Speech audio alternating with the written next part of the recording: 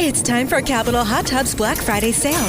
Now through December 2nd, all hot tubs come with free salt cover lifter and steps. Plus $500 off if delivered by the holidays. Relax in our new Tylo saunas at introductory prices plus up to $1,500 off. And don't miss our 2024 Endless Pools clearance, up to $15,000 off display models. Bundle any chill tub with another wellness product for up to $2,500 off while supplies last. Start relaxing now. Visit CapitalHotTubs.com. Attention! Stop! Pay attention! This is the Bob and Jeff Show, starring Bob Lutz. I was in the D Club. I was popular with girls and boys. Okay, this guy is a real zero. That's true. Jeff Lutz. Which means you weren't popular with either of them. And Jason Duda. For today, anyway. In your head, that's the way it is. So, okay. You're so smart. I'll let it roll. Don't you have any respect for yourself? 97.5 and 1240 KFH. Turn it on and rip the knob off.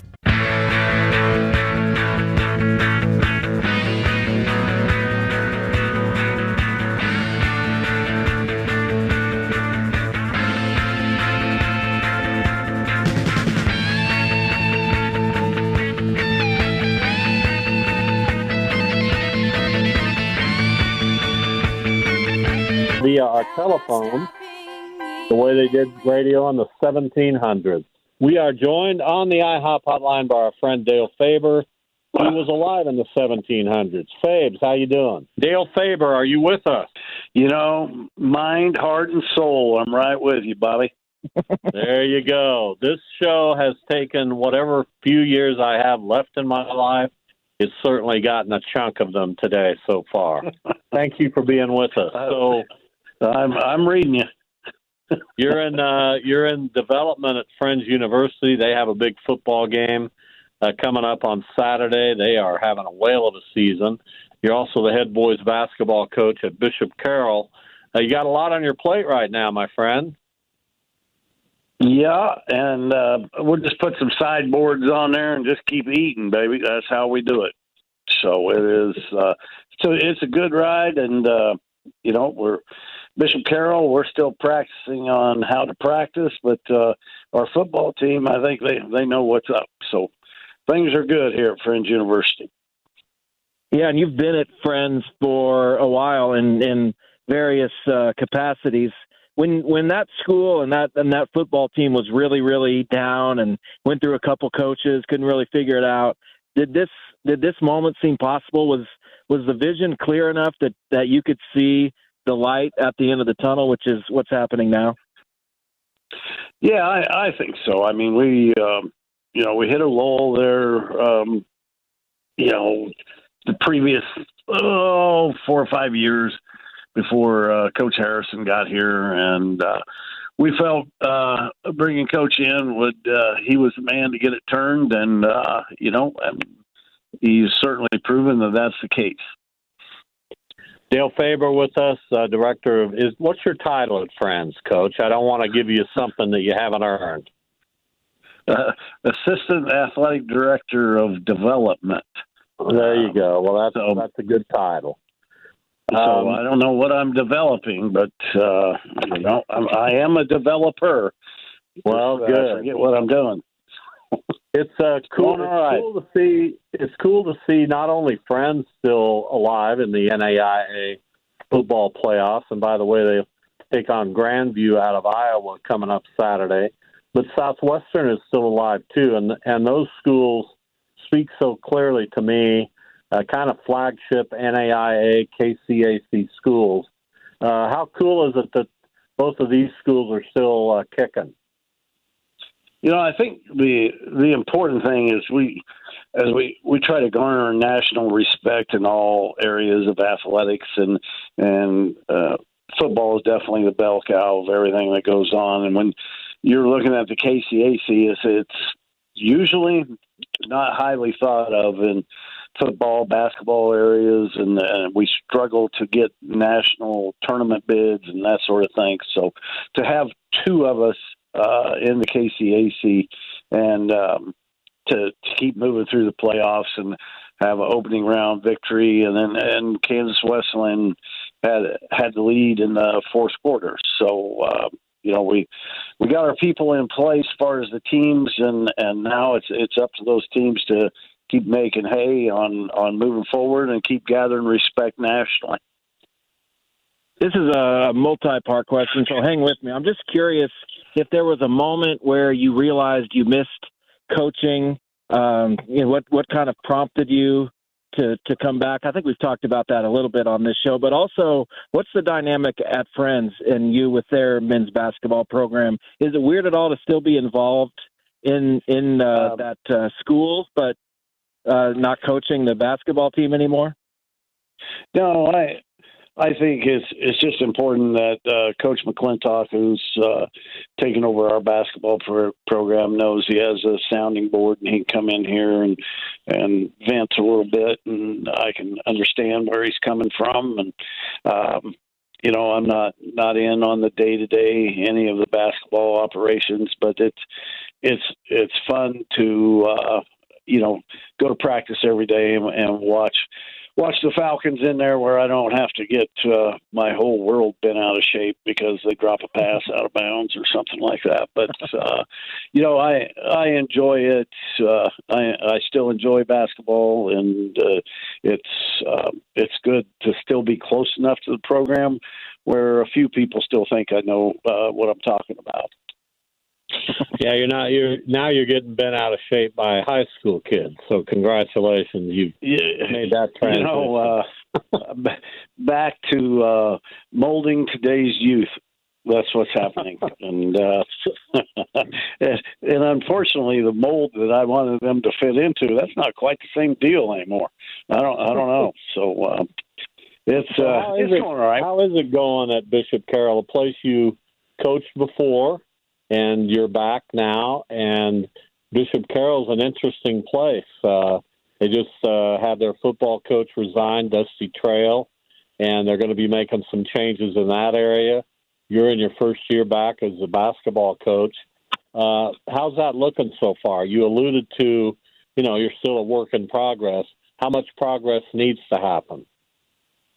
Well, I think when we look at it, we got to try to establish some sort of excitement and pride about being a Bishop Carroll basketball player. And, it's not unusual. Slippage happens, but it really comes down to talent level and getting the best players on the floor. And there's just a whole bunch more distractions than there were earlier in my career for the young people. And, they really, it's going to take them a while to get used to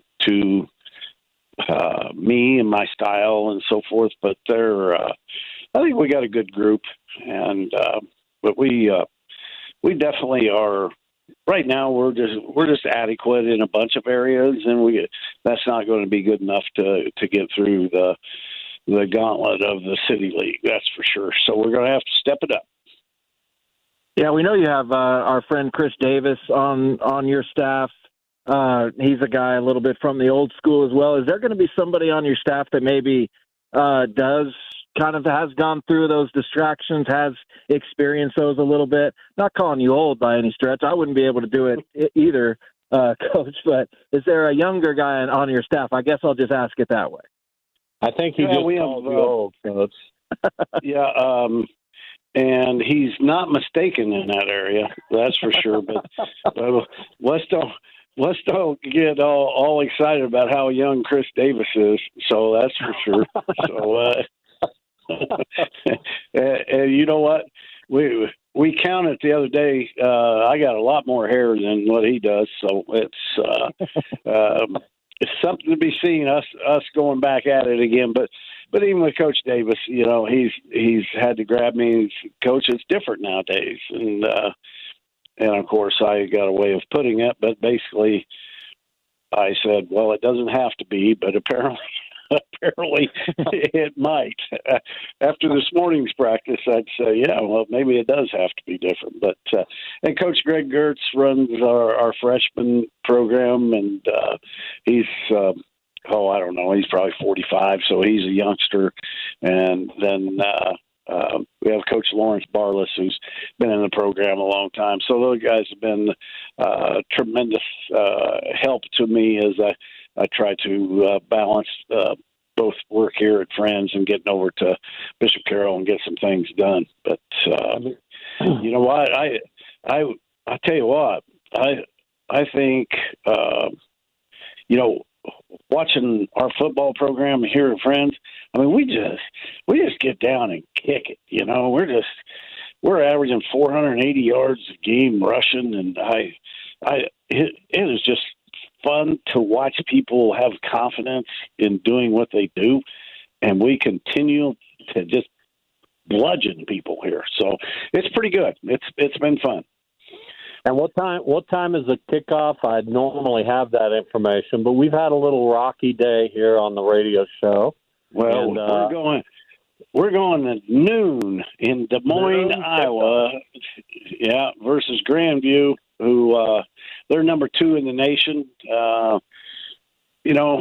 But I think we're going to be ready. We run the flex bone offense. I mean, we only. We don't throw it but 3 or 4 times a game. We're averaging 480 yards rushing. I mean, it's sort of like when you watch the service academies play, Navy, Army, Air Force, and that sort of offense. And it's Cavante Baker, our quarterback, Wichita Heights grad. He's a man out there. So he's Derrick Henry of quarterbacks. He just like people are flies trying to tackle him. So it's been kind of fun to watch the improvement. Friends, again, in Des Moines on Saturday to face Grandview. Last question for you. Who do you open with Carroll? And is opening night Tuesday or Friday of next week? We don't open till December 10th. I don't know. I guess God was smiling on me, thinking Fabe's going to need a few more extra days, so we must have a bye or something. But December 10th against the Blue Aces of Wichita East. Yeah. Well, and then the Pioneers, and then it's I think it's I forget the coach's name over at Capon. We play. Yeah, I think he just started. So he's a rookie, isn't he, over there? Yeah, so, green behind the ears. Yeah. So it was fun to see all the few old heads that are still remaining. Coach Auer and Coach Eck. We visited a little bit the other night, so that was kind of fun. Well, good luck in your season, and good luck with Friends University. Big football season for the Falcons. Dale Faber, Director of Development for the Friends Athletic Department, and head basketball coach at Bishop Carroll. Fabe's always good. Let's go to lunch, you, Head, and me sometime. And Jeff, he wants to join us. Sure, why not? Yeah, have Jeff bring his wallet this time, will you? I mean, I don't know how it happens, but he... If we're going to depend on Jeff or Chris to buy, we're not going to get much, so... Well, all right. Well, they can have our crumbs then. I'll tell you what. I'll spring for it, Bob, this time. Okay, just you and I, though. I don't want those other vagabonds hanging around. So we'll be all right. We'll talk to you soon. Thanks. All right. Thanks for taking the time, guys. Have a good Thanksgiving. Bye-bye. You bet. Have a good one.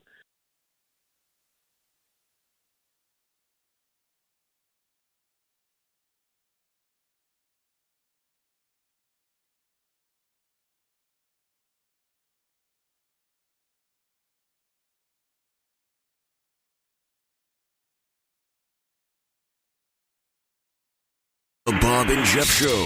Denise Neil joins us, the Queen of Thanksgiving. Denise, welcome.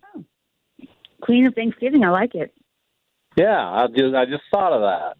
Kind of fits. Thanks. As we approach Thanksgiving, I know one of the most popular stories you write is the restaurants that are open or that do delivery or where you can go pick up a Thanksgiving meal. How big of a deal is it to those places to have this opportunity for maybe people who don't have somewhere to be on Thanksgiving?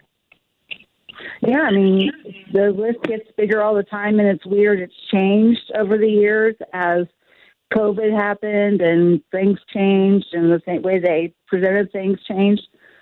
But, yeah, a lot of restaurants offer buffets that you can enjoy in person that day if you don't want to cook at home. Or if you want to eat at home but not cook at home, you can go pick up the whole thing.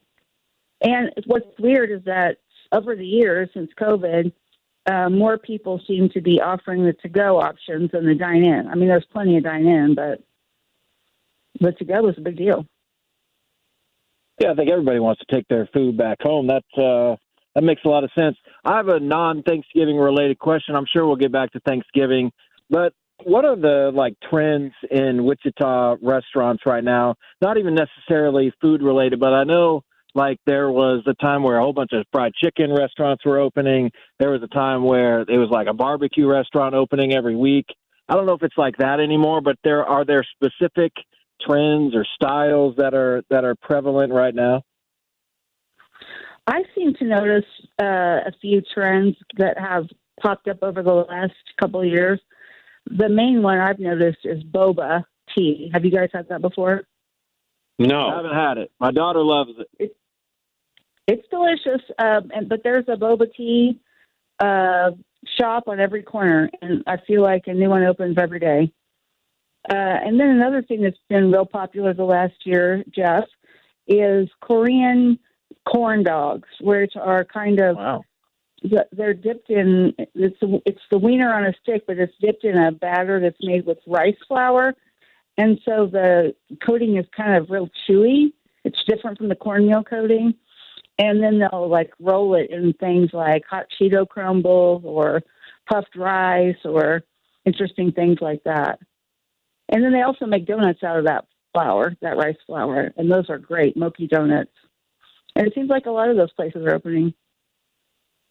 Talking with Denise Neil, Dining with Denise, her Facebook page. My goodness, 35,000 followers. How about that? That's a lot of pressure, isn't it? What can I say? Hello. Oh, there you go. All right. I was just going to let you go ahead and keep admiring me. So I think I could live to be 1,000, and one of my fondest memories of a restaurant is our frequent trips to Quan Court out on Rock Road. And here we are all these years later, and nothing's come along to replace that. My wife and I did go to Shanghai, their buffet, the other day on Sunday, and it's pretty darn good, too. Just talk about how much we miss Quan Court. Let's reminisce for a moment. Okay.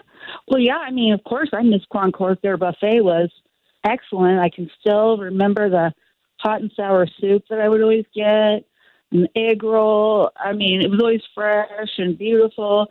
The thing that I have gotten interested in about Quan Court, Bob, over the years is all the different places that operated there before Quan Court, which is completely fascinating to me. All the things that building had been before it was Quan Court, including Charlie Brown's, a place called The Hatch. Did you ever get to go there, Bob? I did go to The Hatch a few times, yes. Oh, I would love to go to The Hatch. Now it's a dental office, and whenever I drive by, that makes me really sad. But, yeah, I mean, finding good Chinese in town gets harder every year. I mean, Ming's just closed earlier this year. They were kind of a backup. We do have a few good places left. There's good old Lee's on West Street. There's Shanghai, of course. There's a really interesting Chinese restaurant out on East Kellogg in that strip center that has Walmart and stuff called, oh my gosh, now I'm drawing a blank what it's called. Pinaloo Bistro. The place is pretty cool. It has some interesting and unusual things on the menu. You got to check that out. So have you been to... Go ahead. My bad. No, I was going to try to spell it, but go ahead. No need. Have you been out to Sharky's yet? My wife and I went out there. Pretty good. I was just wondering, I was just curious about what do you think about the location? It feels like a tough location and about if that's the type of place that typically can last in a town like Wichita. Well, Sharky's is a Hawaiian and poke place that opened in front of the Warren a couple of months ago. I have always been kind of surprised that places that sit right on 21st Street in front of the Warren Theater can't make a go of it, but that has seemed to be the case over the years on that strip center. You would think that place would be pretty easy to make a go in.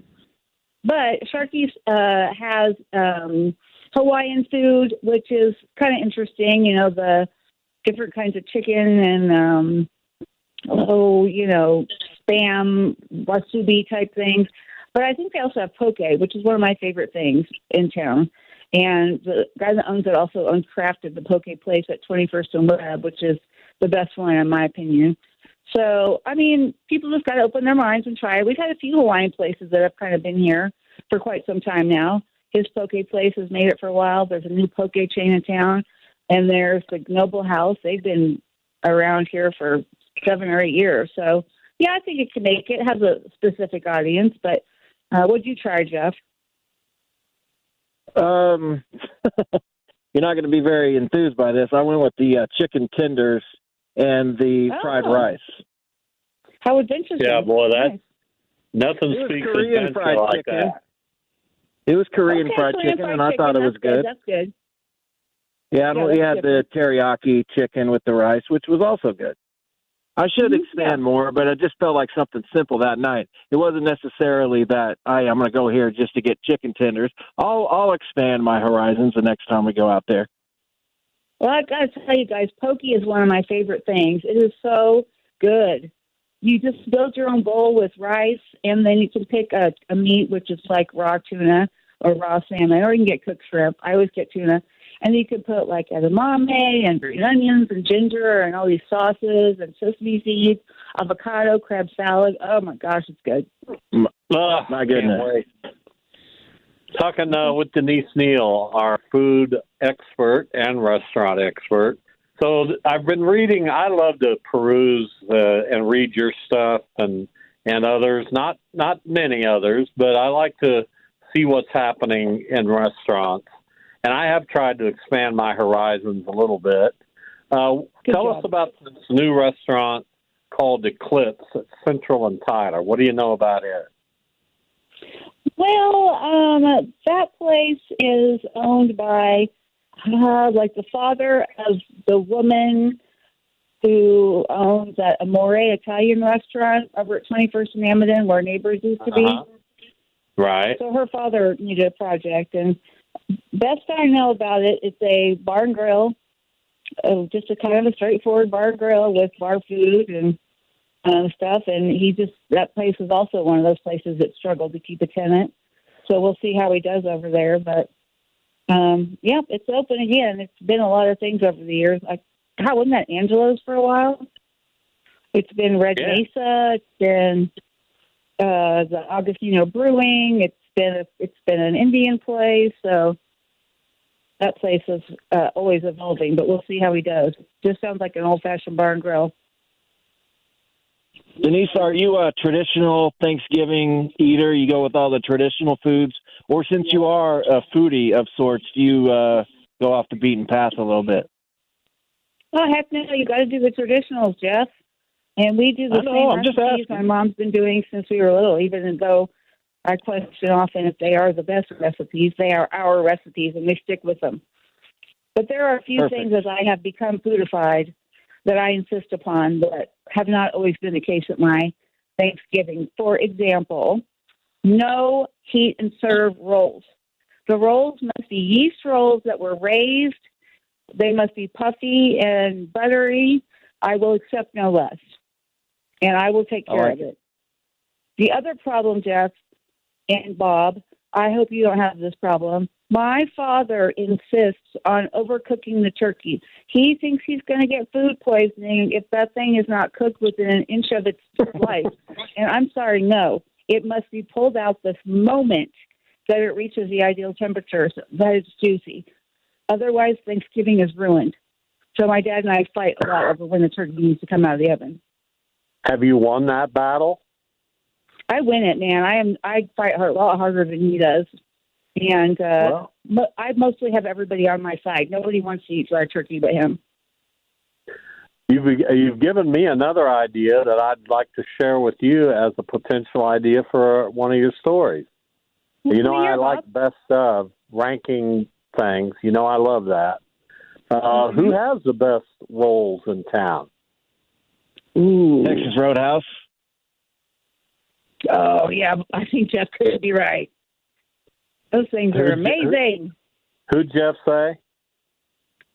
Texas Roadhouse. It's yeah. Yeasty rolls. It's hard to beat Texas Roadhouse. With all that honey butter. Those things Texas are dangerous. Roadhouse would be in the top 5 for sure. But that could be an interesting story. It could be, and it would force me to go around town and eat a lot of bread, which I'm up for. I would be. Hey, Denise, have a great Thanksgiving. Thanks for spending some time with us. Tell your family hello. Bob, and I will. And, Bob, I feel like I've spent the whole day with you because the Eagle Bigwigs have been in my back room all day working on that documentary. Yeah, Denise's husband, Travis, and her very good friend, Jamie, are working on a documentary covering the statue theft and really everything about League 42, and we're really excited about that debut, and we think it's going to happen relatively soon, right? I think so, but I hear your voice in my back room every day, all day. Wow. It's like you're here. Comforting. I know, it is very comforting to me, actually. Thank you, Denise. We love you. Okay. You guys have a good one. All right. Denise Neil from the Wichita Eagle, Kansas.com. Make sure to follow her on Facebook, her Dining with Denise page. As I said, many, many, many followers. All right. We made it through an hour. We're doing our best, folks. We're trudging through on a Tuesday. We'll play a game a little bit later on in the show. We'll be back in a minute.